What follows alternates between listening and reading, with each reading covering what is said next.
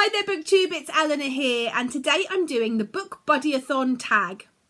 So this is, you can say it's an original tag that myself and Janet from Swirly Girly Reads have created, but really it's sort of an amalgamation of various different ideas that have already been seen in tags. But it's really something that we wanted to use to encourage you during your BookBuddyAthon readathon journey. So if you don't know about the BookBuddyAthon, it's happening between the 6th and 12th of May. I'll link my announcement video down below, but it's a readathon that I've been doing for the past few years, and this year I'm being joined by the lovely Janet from Swirly Girly Reads, who's helping me host, and it's basically just a chance to get to know some more of your fellow booktubers, friends, Instagrammers, tweeters, just to get to know each other a little bit better in the community. So you join up with a buddy and you fulfill a number of reading challenges, and one of which is the most important for the BookBuddyAthon, is to buddy read a book together, because that is the point, it's getting to know each other. So in order for you to get to know your buddy even more, we have decided to do this BookBuddyAthon Tag.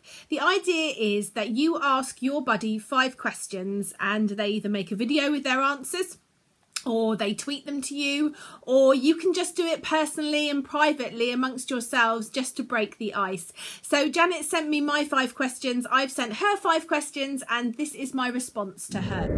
So firstly, I'm just looking at the questions Janet sent over. She's asked, when reading the blurb on the back of a book, what setting makes you instantly want to read it and what makes you totally put off?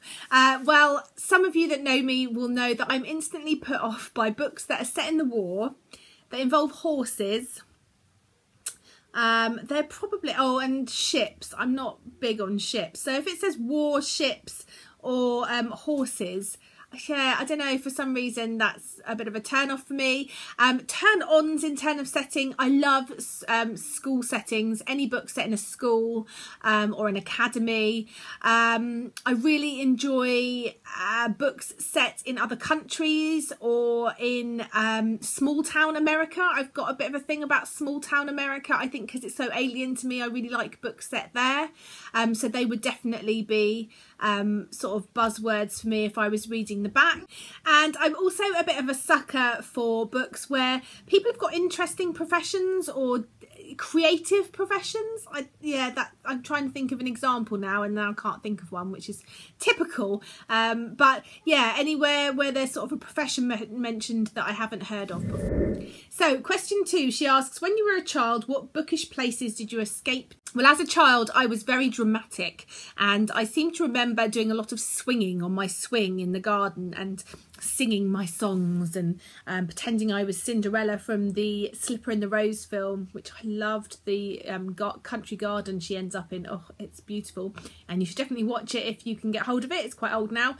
So I probably read a lot in the garden, but I think I probably just read everywhere. I think I genuinely just read everywhere I was. In my bedroom, in the lounge. There wasn't I didn't escape. We went to the library quite a lot, so I probably read a lot in the library, and I probably read quite a lot at school as well. I used to read wherever I could. Question 3 is, what is your bookish family? Husband, parents, children, etc. So I think what she means here is what sort of characters would be my family members.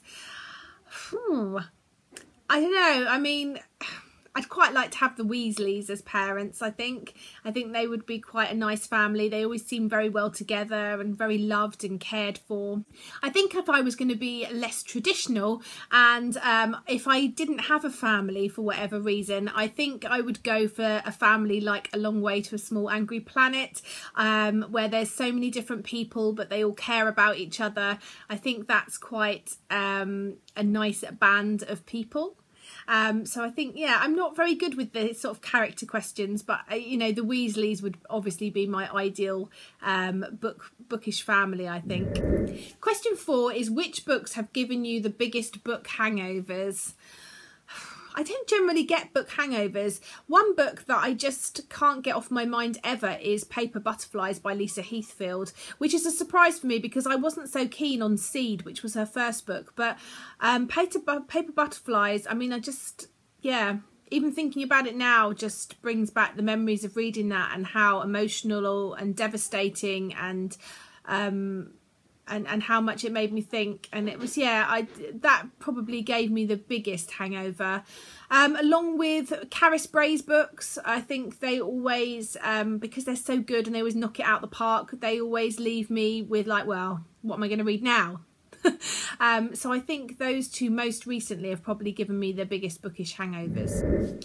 Number 5 is, do you have any bookish rituals, e.g. don't turn pages down, read blurb, not read blurb, etc. So I would say I don't like to turn pages down, but I would not, you know, I wouldn't berate myself too much if I did, but I definitely have become less likely to be seen doing that.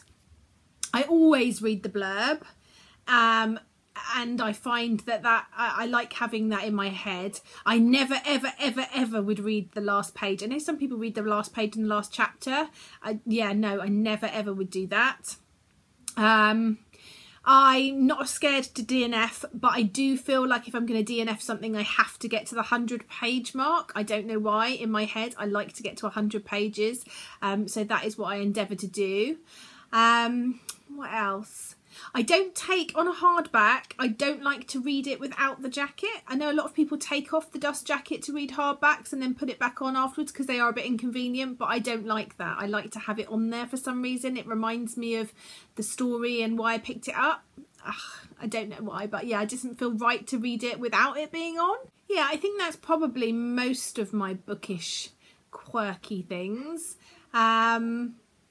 Yeah, anyway, those are my answers to Janet's questions. Thank you to her for those, and check out her video answering her with her answers to my questions, and just ask each other some questions. Pick 5 questions for each other. They don't always have to be bookish. They could be, you know, what are your 5 favourite drinks or whatever it is that you want to find out. We've just decided to do some booky themed ones, and make sure that you let us know if you film this and make a video. It'd be really interested to get to know you and your buddies a bit more. Anyway, that's it from me, and I look forward to speaking to you soon. Bye for now, BookTube.